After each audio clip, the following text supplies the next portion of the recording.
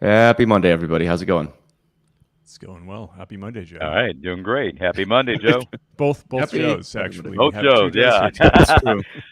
That could be a Yeah, problem. I think we've had several shows where we've reached our mat quota for the episodes, and so I think we gotta pay it forward and get a you know There you couple go. Joes on the show now. So Yeah. yeah, good to see you, Joe. For people who don't know who you are, do you want to give a quick intro? All right, sure. Hi, I'm Joe Perez, Senior Systems Analyst and Team Leader at the North Carolina Department of Health and Human Services. I'm also Chief Technology Officer at Solentech Corporation, a startup based out of California and North Carolina. I'm very passionate about data, very passionate about the things that I do. I get to liaise between high level business partners on one side and high level technical partners on the other side. And hopefully, since I can talk technology and I can talk business, I can talk to both ends of the spectrum and perhaps be able to negotiate, implement, and effect solutions that everybody can be happy with, ones that perhaps will come in under budget and hopefully exceed people's expectations. That's what I seek to do. May not always hit the mark, but that is my goal. On the side, I get to speak at conferences. I'm very passionate about that as well and enjoy just sharing knowledge with folks and hopefully creating values to the events that I get to speak at. 1 second. I think we had a technical difficulty. StreamYard just dropped our LinkedIn real quick, so let me Oh, just okay. yeah. Do we have a test W. Oh, pattern we can put up? Um, Let me see here. Let me just confirm we're still Okay. here. All right. it happens. Uh, Yeah. let me just see. Any in the audience, if you can confirm that you can see this episode, that'd be great. This is out of our control, unfortunately. So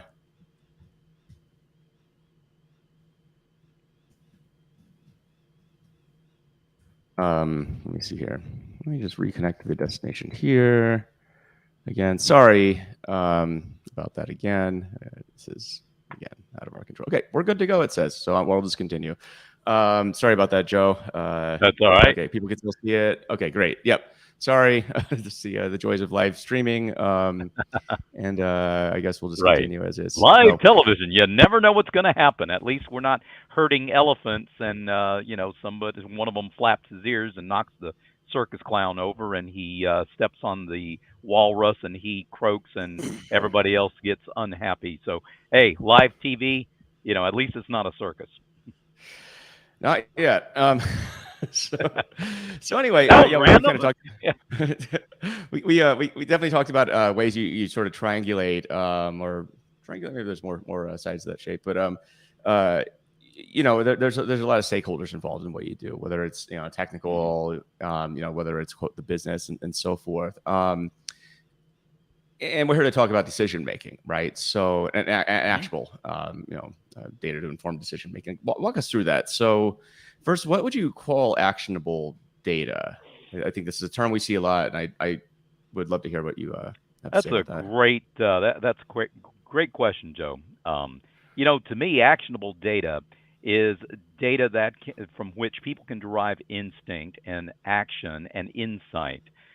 Those that are decision makers need to be able to make decisions based on the data that they are with which that they are presented.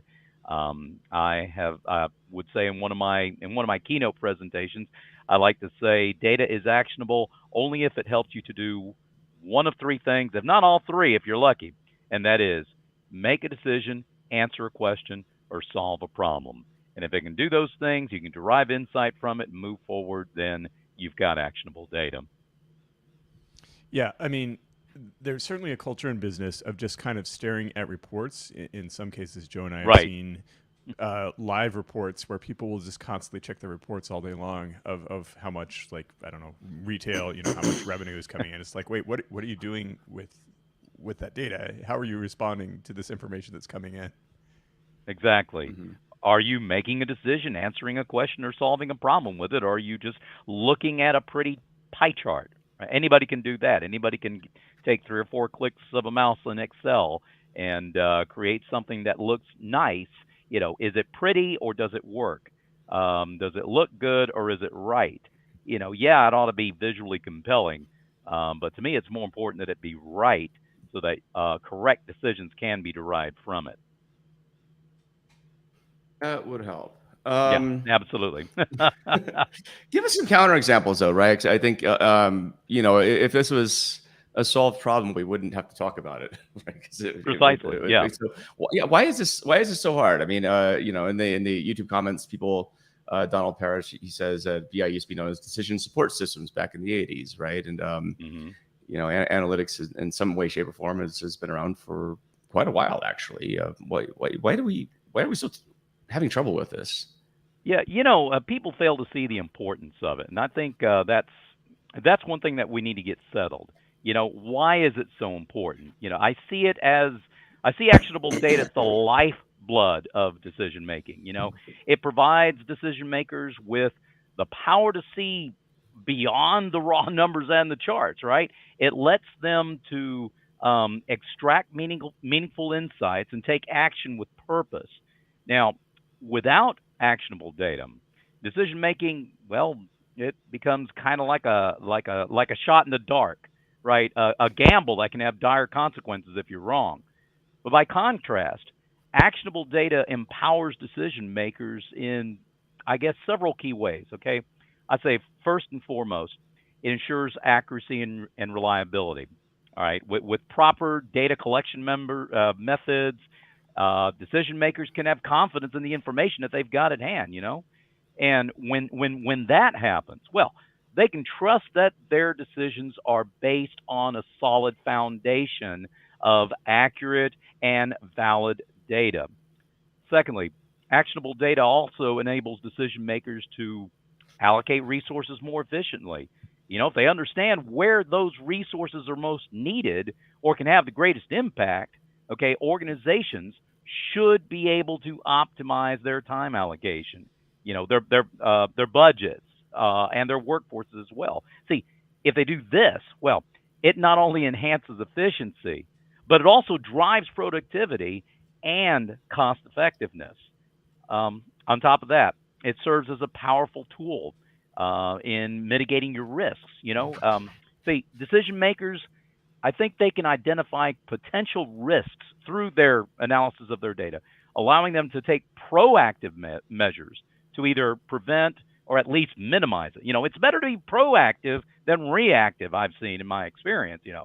So by monitoring those KPIs, key performance indicators, right, relevant metrics, and so forth, organizations will be able to detect those early warning signs and anticipate those challenges and implement preventative strategies.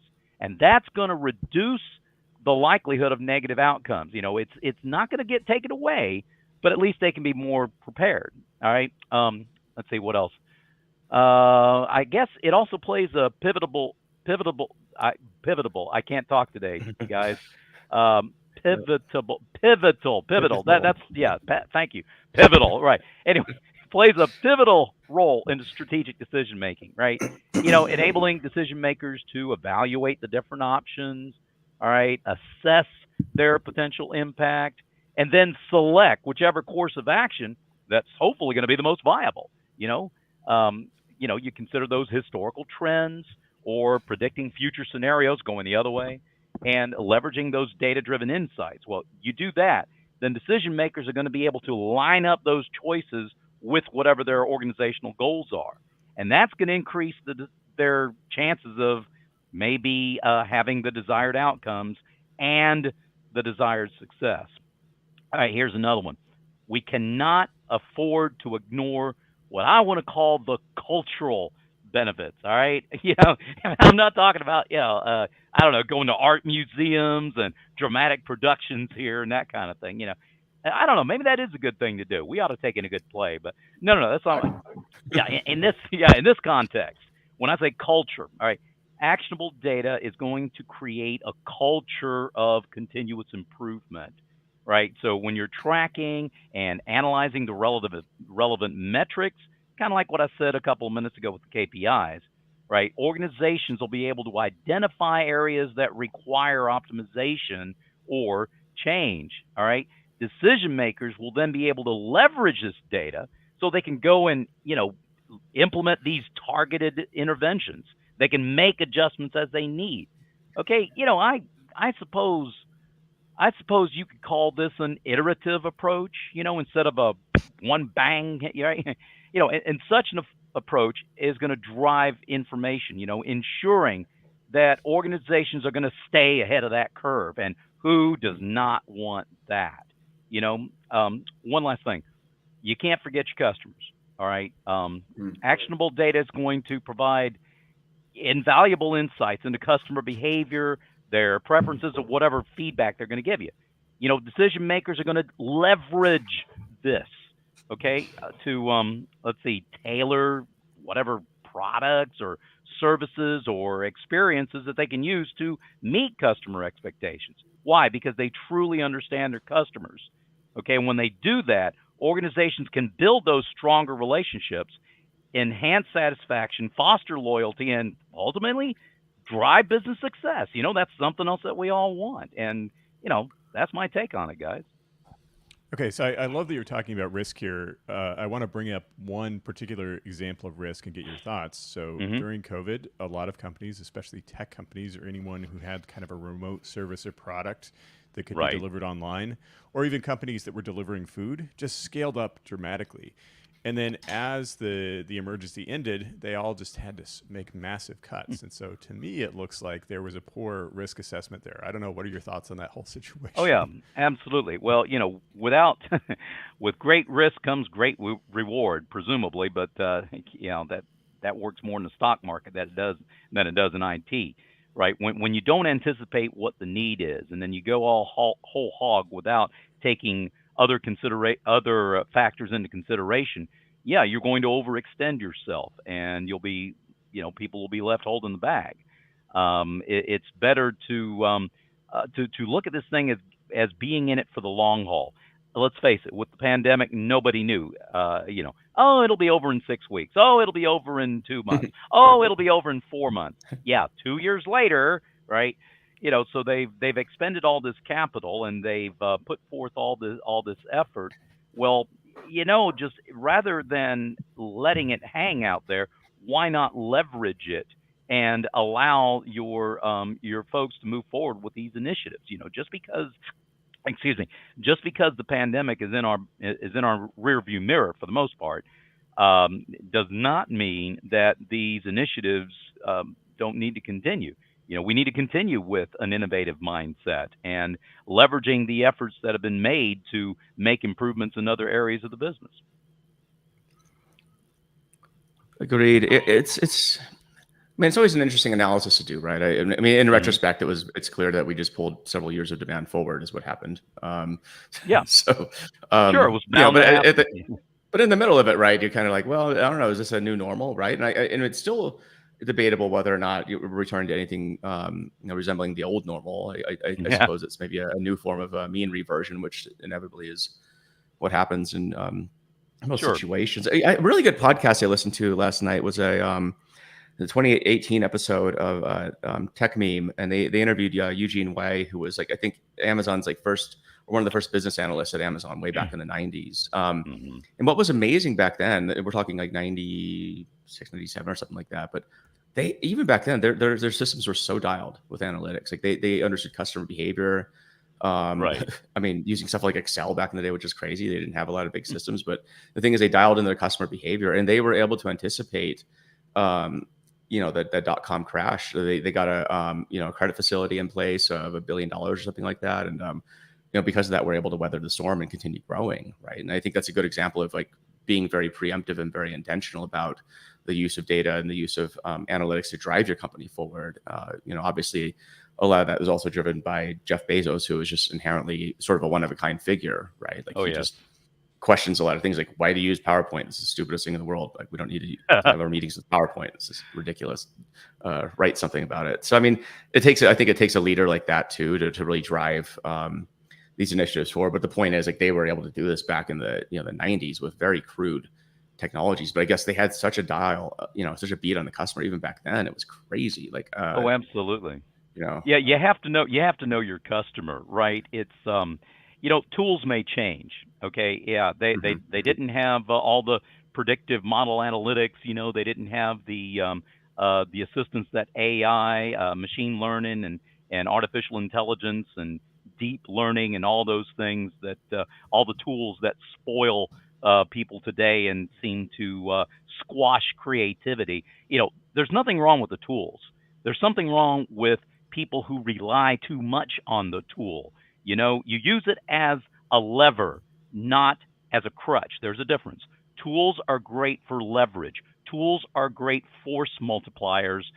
They're not to be used as crutches. They're not to be used as excuses for creativity. Back in the day, all the people having their finger on the pulse, right back in the 90s, the example that you cited, that principle has always been. I don't care if it's the 1990s or the 1890s, right? Certainly in there's no such thing as Excel, right? or any kind of computer or anything. But think of the biggest companies back the then. same. Yeah. Well, yeah. I mean, think of the Standard Oil was. I mean, I always joke, like, tell me the analytics team that John D. Rockefeller had back in the day. Right. Tell me, He did. show me his Yeah. data science team. Right. I mean, he's also There kind of wasn't. ruthless, but the point Well, is, true.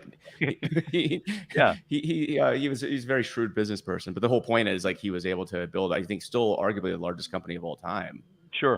Adjusted for inflation. So, And the principle's still the same. The business savvy, the knowing your customer, understanding the ebb and flow. Knowing what it is people have a need. You recognize that need, you identify it, you recognize it, then you meet it. Right. Same thing with expectations. You identify them, you meet them, then you exceed them.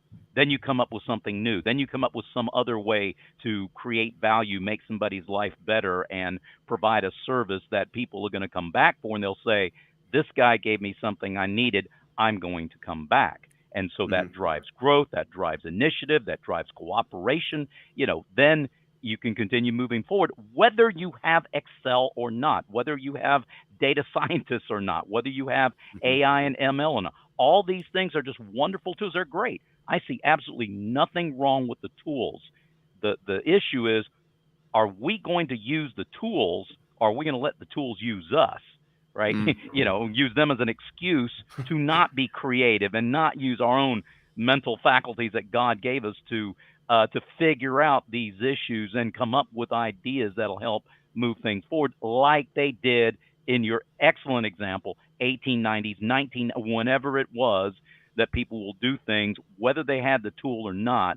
The underlying basic principles and understanding that they had, and even people today still have, can help move things forward. Our advantage now is we have more and more tools that will help us to achieve the things we want to achieve much more easily and much more quickly. But the human ingenuity, the mind, the creativity, the brains, the intuition, and all that still has to be there, to drive things forward. Well, there's a really wealthy friend of mine once told me when I asked him, how do you make a lot of money? He's like, well, you sell things that people want to buy. Yeah. It's pretty easy. So exactly. Meaning focus on the customer, focus on customers and what they want. Yep. That's it. As long as you can get that right, everything else falls into place. So, there you go. Yeah.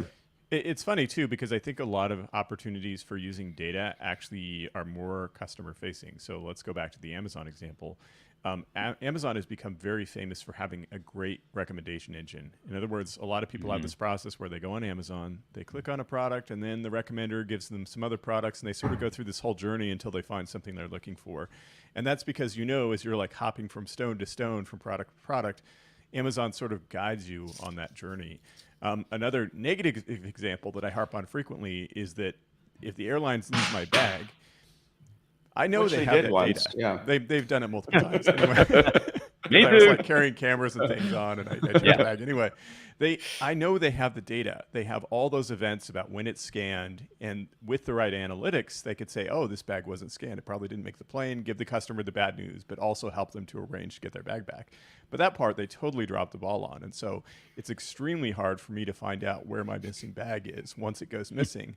If you provide the customer more visibility and more data, at least they're happier. They don't love it that the bag is lost, but at least they're like, all right, I can see where it is. I can see it's coming my way.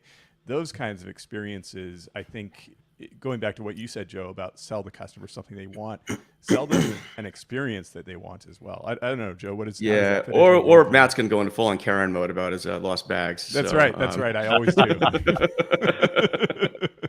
Yeah. or Bob mode, or what do they call it?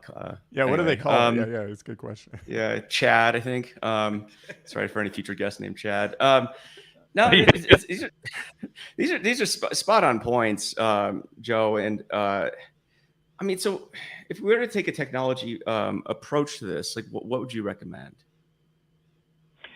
Well, I would recommend a blending. We take an approach that people will say, well, I think you ought to go with your gut, right? You ought to go with your instinct. You ought to go with your intuition, and whether you have technology or not. You know, intuition and gut feelings certainly have their place in decision making, but relying only on those feelings can be risky, even if you're Jeff Bezos, right? Especially in today's complex landscape. Okay, here's the thing: our gut instincts are shaped by our own experiences, our biases, and our limited perspectives. Okay, so while they can provide quick judgments and sometimes lead to successful outcomes, no, you know what? I'm going to scratch that. I'm disagreeing with myself. It depends upon the wealth of experience that some business leaders like Bezos had. I mean, talking in the context of data and Rockefeller too. So I'm going to be a little more generous with that assessment to those like Rockefeller and Bezos, who really have the finger on their pulse of the organization and have developed a really keen set of instincts. All right, so they have good business savvy, great business savvy, a great gut with abs right now. I'll say that yeah, those instincts not sometimes but might often lead to successful outcomes. But still, to your point, they are also susceptible to cognitive biases and emotional influences that can cloud our judgment. Even for those with great instincts. Okay, now on the other hand, getting back to actionable data we talked about earlier, you got more objective, evidence-based approach to decision making. That's the other extreme. It allows us to go beyond our personal biases and tap into a wealth of information that can both inform and validate the choices we make.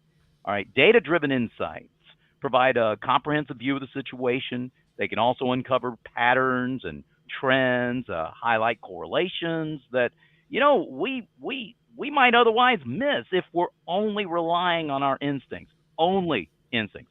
Now, this will enable us to measure the potential risks and rewards. We talked about risk and reward. That is with different options.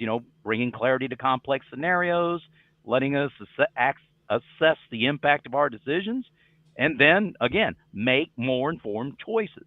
All right. With that being said, I am certainly not implying that we need to dismiss intuition entirely. I wouldn't even dream of it. Okay, I would say, again, it's about combining the power of data and technology with our gut instincts. Use them both together. Okay, the data can complement our intuition by providing a solid foundation for that decision making. One of two things: you can either have it validated or have it challenged. And it'll help us to make more confident and well-rounded decisions. And as I like to say in one of my keynotes on data-driven decision making, your gut needs to be informed before it can be reliable and accurate.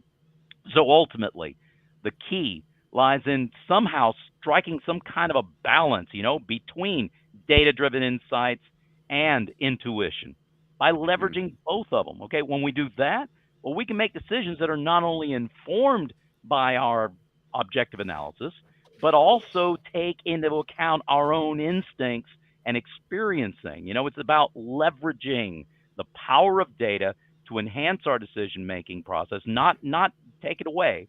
We're going to reduce risk and we're going to increase the likelihood, hopefully, of successful outcomes. So yeah, going with your gut alone is going to have its merit in certain situations. Coupling it with actionable data, all right, and technology, it's a recipe, I think, for making more accurate, well informed, and successful decisions in today's data driven world that we live in. I mean, again, that's how I see it. I don't know if I'm right or not, but I think the balance needs to be there. I agree. And before the show, we were talking about yesterday. I was rereading what was it, Poor Charlie's Almanac. It's Charlie Munger's a book of his collected writings and talks from Charlie Munger, who's Warren Buffett's longtime business partner, and I consider Charlie Munger easily the smartest person I've ever met or seen. He's also like 100 years old. But Wow. it was, I was reading his mental models and also his use of checklists, right? So when he evaluates an investment, he actually has a checklist that he goes through because you might miss something, and it's part of it's subjective, just gut-driven judgment calls, and part of it's data-driven, right? But but the whole point of the checklist, if he finds a no on any single part of that checklist, the whole deal's off. It doesn't matter what it is. So and there's things like, do I trust the CEO of this company, right? That's something that's not really a data-driven decision. It could be, but it's also just a gut feeling about somebody. And if you don't feel like you can trust them, then all bets are off. It doesn't matter how wonderful the company is if it's run by somebody you can't trust. And he actually had an interesting thing that there's another book which I want to check out.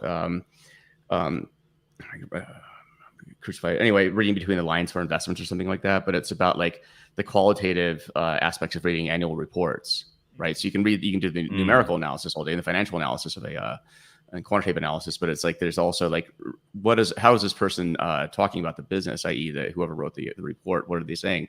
Are they using a bunch of platitudes like we respect our customers and we treat our employees with we value our employees, and just useless things like that do not tell you a damn thing about the company? Or are they like getting into the details? Are they being frank with you about stuff like cash flow, the balance sheet, and so forth? Like those are the things where your judgment really would come into play, because again, like you could definitely game the data driven stuff in these reports to make it look like a compelling story to some extent, at least.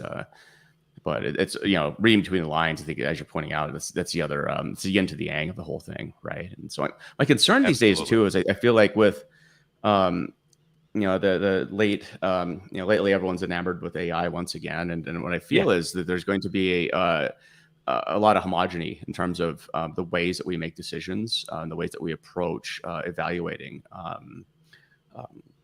solving problems, right? And so that does have a huge opportunity to drive your experience and build that piece as well. The gut-driven decision is going to be actually pretty important going forward.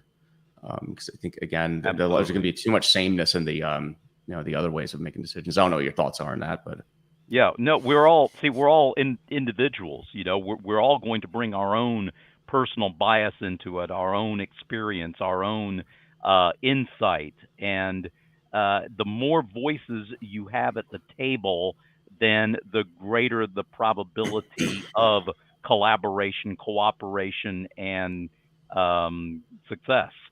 Because I don't have the whole picture.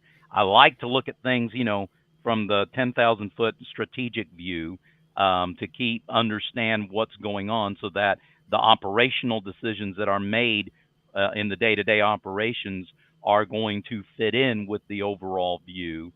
Okay, but I may not have all the pieces, right? If I'm relying only on the little bitty pieces of data without gaining the insight from the individuals involved and their perspective, then there are going to be pieces of the puzzle, pieces of the picture that are going to be missing.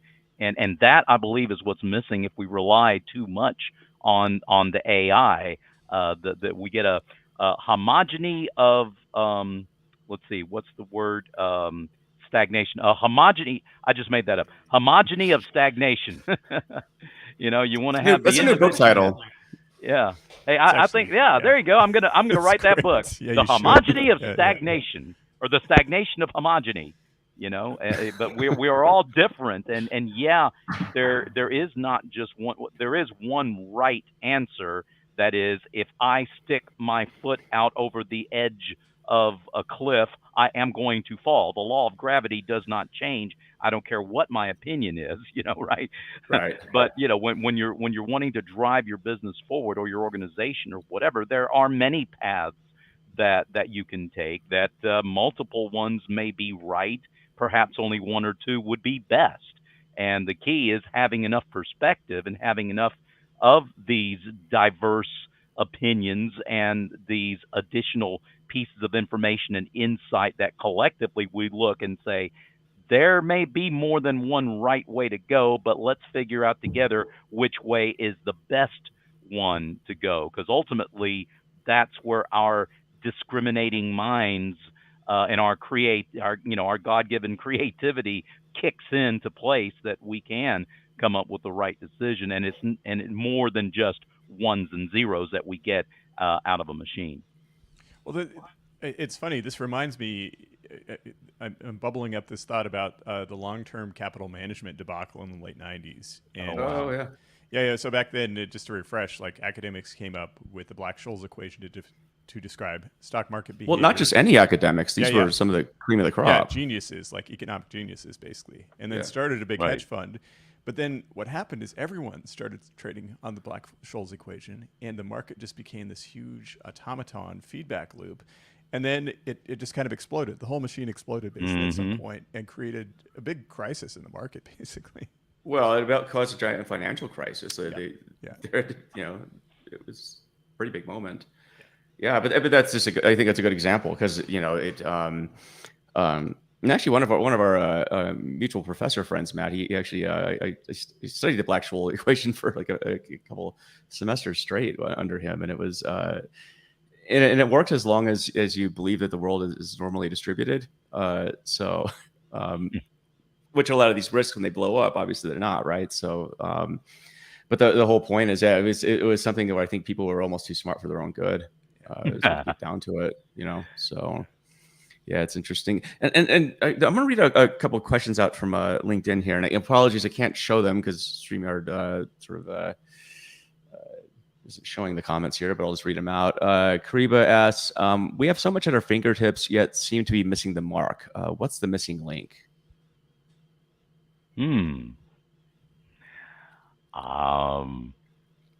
I would say it's the creativity. Getting back to our earlier point of Yeah. gut versus data, sure, we've got all the information. The key is, if we're again relying too much on the tools, using them as a crutch rather than as a lever, our own individual creativity and coming up with diverse solutions, I believe, is part of the missing link. That's How do we that's how I teach see that it. though? How do we teach creativity and solving solutions? Wow. Some of it has got to some of it's got to come from here. More so than here. Okay, here's where you get the ones and zeros. Here's where you get the nuances. Here's where you get the let me turn this thing and look at it from the different facets. Let me turn it upside down and see what's underneath. Um, some of it has got to be I guess perhaps it starts in the home when parents encourage their children to explore. Don't just use green on that. What would it look like if you put the purple in there? And then they pick up their crayon and they get their hand slapped if they go outside the line. I never once slapped my kids. Well, there were a couple times when I had to slap his hand and slap his behind for other reasons too, but won't get into that. But when it came to coloring, I encouraged the creativity and encourage them to explore and see what is it like to draw something that looks like a circle or a square or a triangle, or what if the line jags to one way instead of the other? What color do you? And I know that sounds silly, but stimulating the imagination when a kid is young, I think, will enable them to look at problems with more of an open mind. So you can't really teach creativity. You have to encourage creativity and encourage people. When the younger they are, the better it is to explore other possibilities and go with it. So how about business leadership talent and technical talent? Like, okay, someone, you get a young MBA graduate or data science graduate, how do we have the same conversations at that point in life? Presumably, they had the experiences they had when they're young. We can't do a lot about that. True. That's true. There's not a whole lot you can do about reverse engineering from yeah. But instructors can give can give assignments that perhaps are more than just multiple choice questions on an exam. Some kind of practicum, some kind of 1 week project where they are given a scenario of how would you solve this particular issue. You have 2 weeks to come up with the right combination of spreadsheets that would give the information that this business owner will need to ensure that his business makes it through this next quarter. And then in the middle of it, throw in an extra human element like, oh, by the way, if he doesn't make payroll, then John Smith is going to have to be let go. He's got 3 kids, one of whom just went into the hospital because he fell off his bike and smacked into whatever. Adding the human element to it, right? That may or may not be a silly example. Not making fun of some kid that broke his leg. I don't mean it like that. Some kind of a practical assignment. That gets them to see it's not just about ones and zeros. It's not just about things that'll add up on a spreadsheet. The choices that we make and the path that we take these choices are going to have consequences that involve humans. The more of the human element that we can bring into a situation, it's just like we do with data storytelling. It's more than just a chart, a graph, a heat map, a line chart. It's the story behind the data. It's the story behind the charts and graphs and so forth. And I think to the extent that we can be creative in presenting those types of real life scenarios and plunging these folks into the situation where the decision that they make is going to affect what the spreadsheet looks like, that's one consequence. But the decision they make is going to affect whether or not John Smith's kid gets out of the hospital.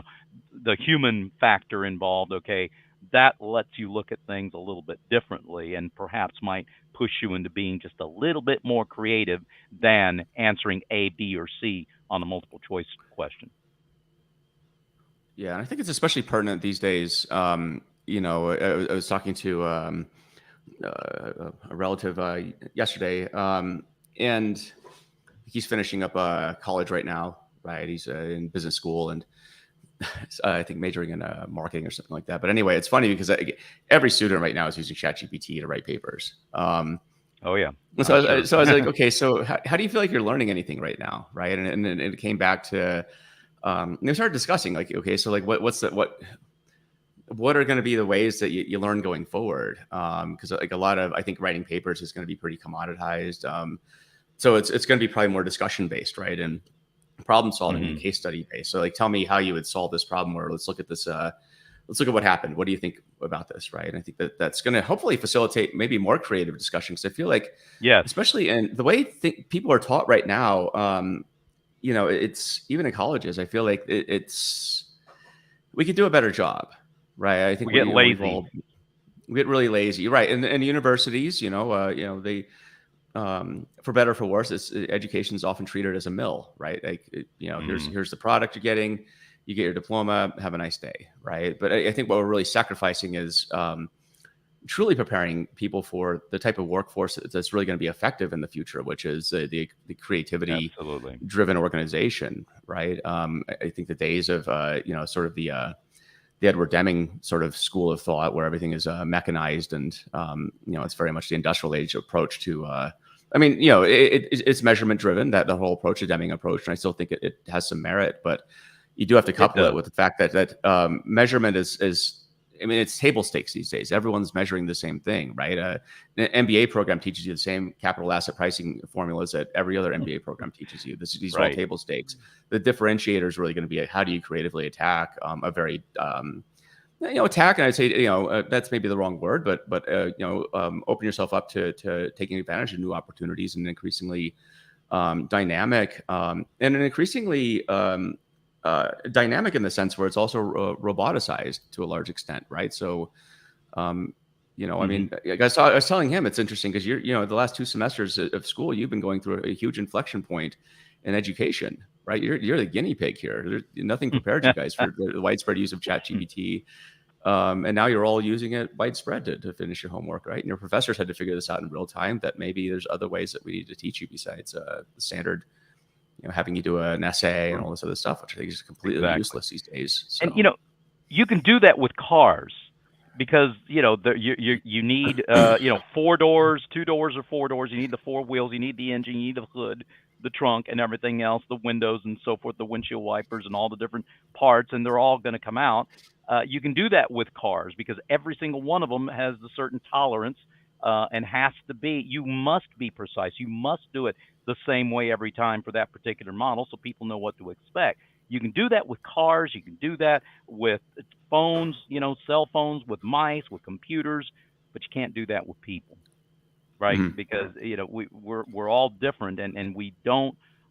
We want people to come out of there prepared to solve situations and even if the specific situation is going to be different, if you have the skill here to figure out how to, and Joe, you use the word attack. I don't think that's a good word. Attack the problem. That's okay. That's it doesn't have to be a negative thing. Attacking the problem. What are the critical thinking skills that you use? And you cannot get that with ChatGPT. You can get a good start if, say, you want a skeletal outline and you can't think of, I'd like for this to be alliterated. I can't think of a word that starts with C that goes with my other points. ChatGPT, it is a tool. Use the tool, get what you need, and, dump the rest. Use your own creativity to come up with whatever it is that, the meat that goes on that skeletal outline, and don't just rely on the tool. Once again, that thing about the crutch. Is it a crutch or is it a lever? It is a lever. Use it as a lever. Do not use it as a crutch. Use it and don't let it use you. Yeah, agree. I mean, one thing I noticed with ChatGPT in particular, think of MBA speak, and by that I mean the negative aspects of MBA speak. So like full of buzzwords, very generic, no original thought, kind of recycling thoughts that are just floating around. If you ask ChatGPT a business-oriented question, that's what it spits out generally, in my experience. And to your point, Joe Perez, like that's not what we want. We want creativity. Maybe that's a baseline, but we want creativity that goes beyond that. Yeah. Mm-hmm. Absolutely. Couldn't agree with you more, Matt. Dr. So, Matt. I mean, but how do we incentivize organizations to or more importantly, leadership to embrace this? Because again, right now it feels like, especially in a downturn, companies want to play defense, right? And culturally, what this does is it causes everybody to be on the defense and live in fear. Whereas I think this, there's two threads to this. One is you have just these great new tools available to you. That's a separate thread. This would have happened in a good economy or a bad economy. Actually, it happened in a great economy. GPT was released in the when things were actually booming. But then you have downturns globally right now. I mean, China basically is providing stimulus back to the economy right now. The European Central Bank just raised rates again, and the U.S. is holding steady. But it's not like it's definitely a strange world. I mean, but at the same time, it seems like creativity would be more important than ever. How do you think that you can get leadership on board to embrace creativity and I guess attacking problems from that perspective? I would say look at the alternative.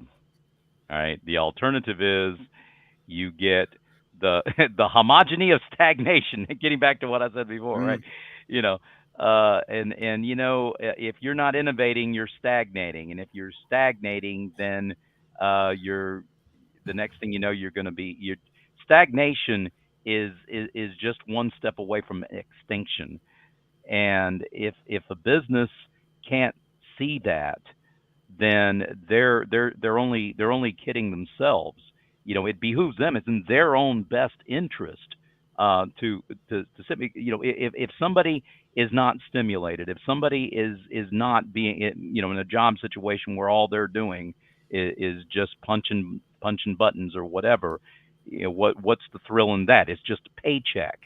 And if you're in a job and the only thing you're interested in is just a paycheck, what's going to happen when somebody else comes along and offers you a bigger paycheck? Bye bye birdie. You Yep. jump ship and you lose the talent. How do you replace that talent? Well, you hire two or three other people, you pay them less, or you forget about benefits and hire just temporary people for less money. You save money on the benefits. You have a bunch of contractors, and all you got to do is the next one comes along that does a better job. You get rid of these guys. You pull the others in. All you're doing is just rolling along. You're not making any progress. You're not thinking of the longevity of your staff and the things that you need to build the institutional knowledge of your corporate body, okay, and instill some sense of loyalty within your employees, some sense of fulfillment in knowing I matter to this company and the things that I do matter to this company, and therefore I will be motivated to give 120% instead of 80%. I will be motivated to create the value that they need me to create. The leadership hopefully would see that. Those are the kind of people that are going to be kept. Those are the kind of people that are going to be attracted to that company. And, hopefully that'll be an infectious thing where they see, hey, we are thriving here. We do matter. We are motivated to give of our best. We are going to drive productivity. We are going to drive creativity. We are going to drive innovation. We're going to be innovating rather than stagnating. And we are going to be known for, back to the point you made earlier, making something someone else is going to buy. Well, someone else, even more of those someone else's are going to buy, and you're going to have business growth. And if the boss man, the boss lady is only in it for the money, then, if they're getting more money out of it, then, hey, that's fine. Even if they don't have the altruistic vision of, I want it to be better for the people, that should be the preeminent attitude. The money will come. But, even for those that don't see it in an altruistic way, I see it as a win-win situation. At least that's what I think. Matt, you look like you're pondering something. Oh, I don't know. Lots of thoughts coursing through my Yeah, head. I want to go back to the car example actually, which I really like, Joe. Which you cars, you make them and they need to be exactly the same. On the other hand, the decision to launch a new car or a new line of vehicles, or are we going to build more SUVs, are we going to build more crossover vehicles? Those are very human decisions that still need to be driven by data, right? Like you need data Sure. about what vehicles people are buying, but just trying to create a data-driven vehicle that doesn't actually have any character, that doesn't connect with your customers in any way, is going to lead to failure, right? Like, Oh, I agree 100%. And yeah.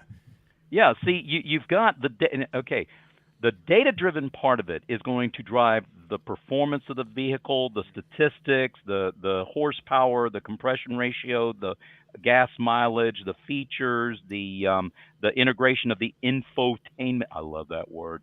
The infotainment system. How well it integrates with your devices, what features the vehicle is going to have, what are the mechanical tolerances of those features and so forth.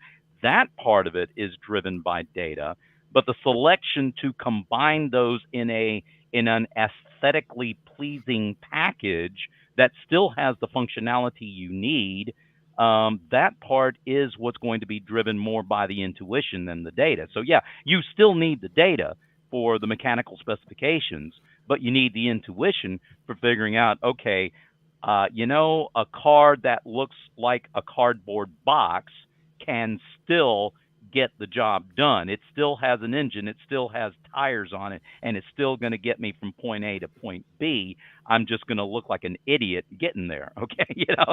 And yeah, I may not buy the car because, well, I mean, I look in the mirror and I already think sometimes I look like an idiot anyway. I don't want to make it worse by driving a car that looks like a cardboard box, right?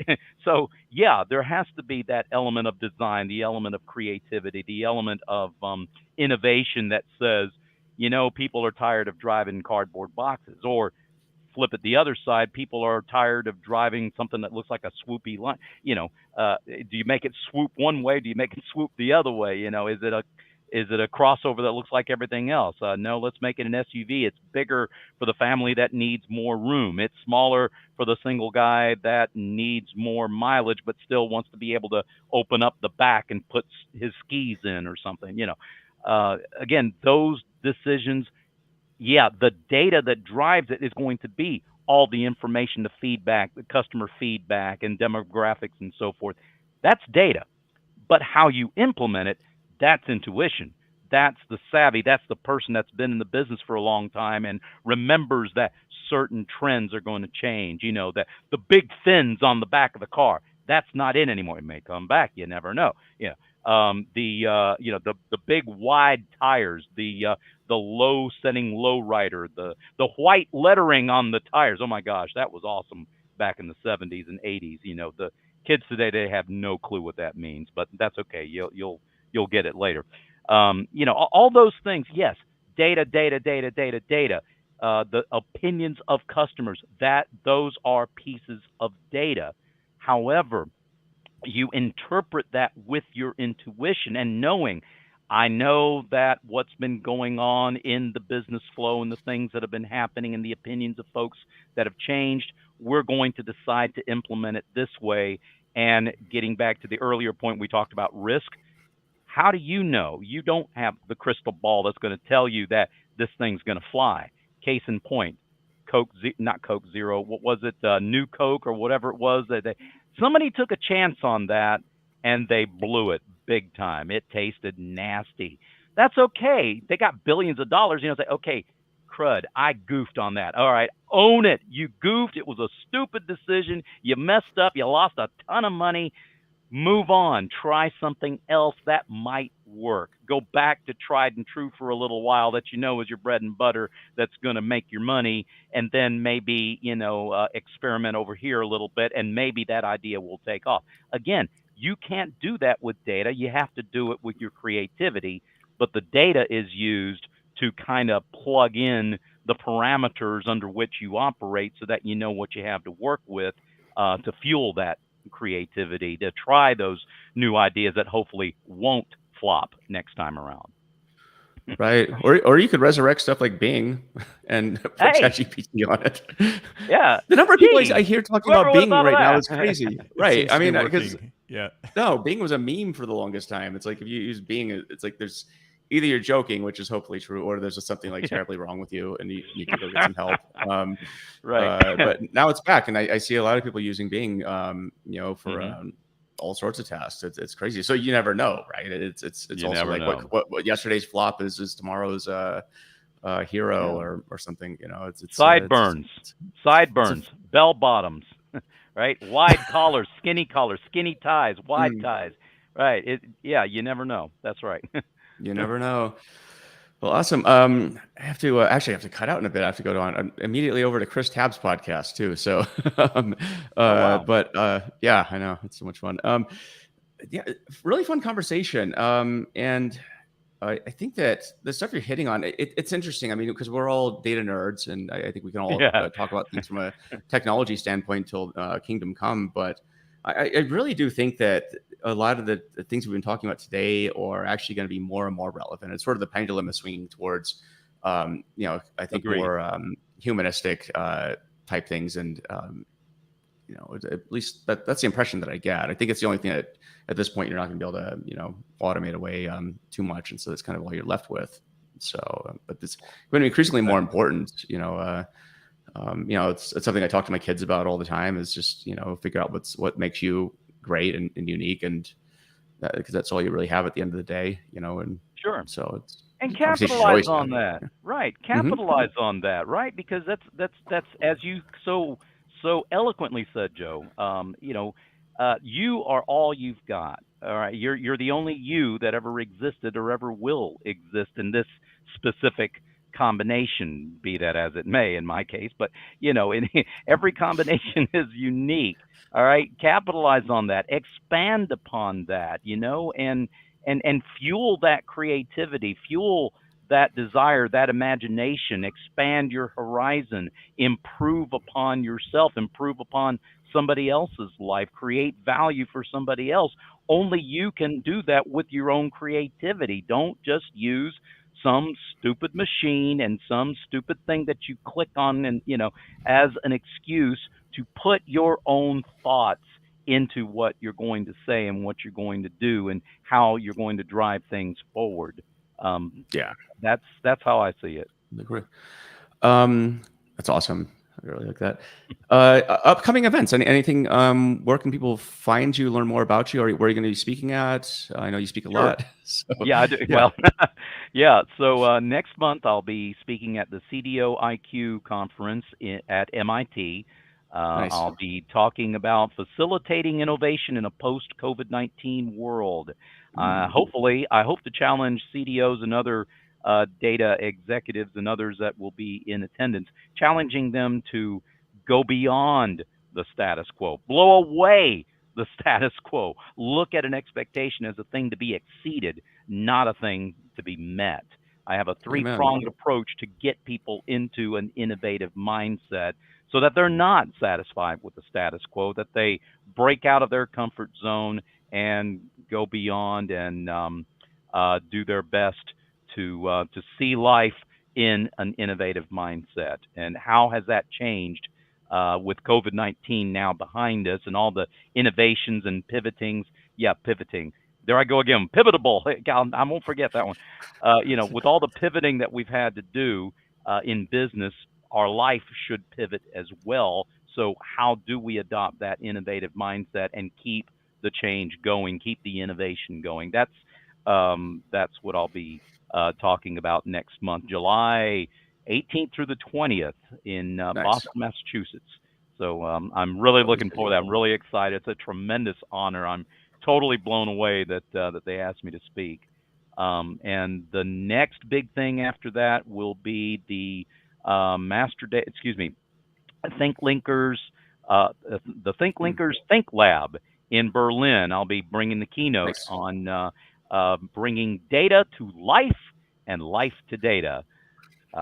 Really looking forward to that. It'll be in person. Yeah, I've spoken at 2 or 3 of the master data marathons that they put on, really tremendous events that they do that have been virtual events. And this is the first one they're doing in person in a long, since before the pandemic. I think they're calling it Think Lab number 8, but the first one that they've had since 2019. So I'll be doing that in October. So looking forward to it, to get to meet those amazing folks over there and get to see the wonderful city of Berlin. I love Berlin. Berlin is I really want to go back. Yeah, enjoy. Yep. That's awesome.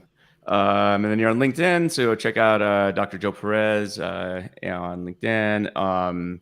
Yeah, pleasure having you on the show. An honor to talk with you. I love your energy and your enthusiasm at the topic, because I think it's second to none. So it's really cool to see.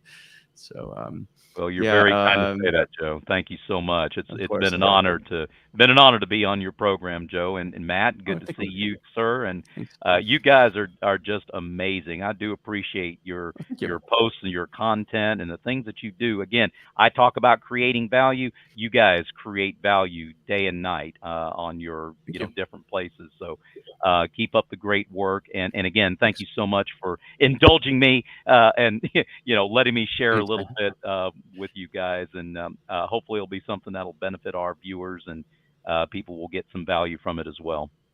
Hope so too. Yeah, thank you, Joe.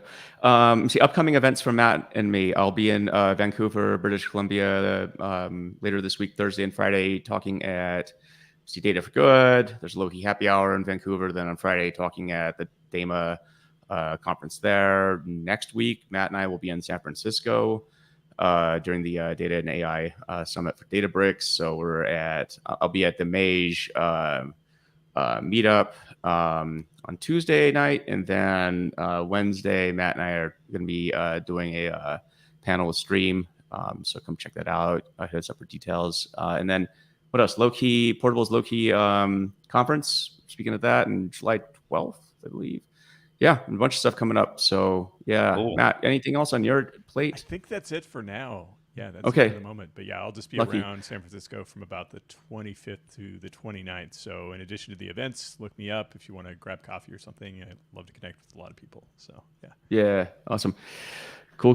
All right. Well, anyone who's interested, I'll be out on Chris Tab's podcast starting right now. So we'll see everybody This later. live stream, Joe? Yeah, it is. Okay. All right. We'll let you jump All to right. it. All right. All Take right. care. See ya, Joe. Take care. Bye, audience. Take care.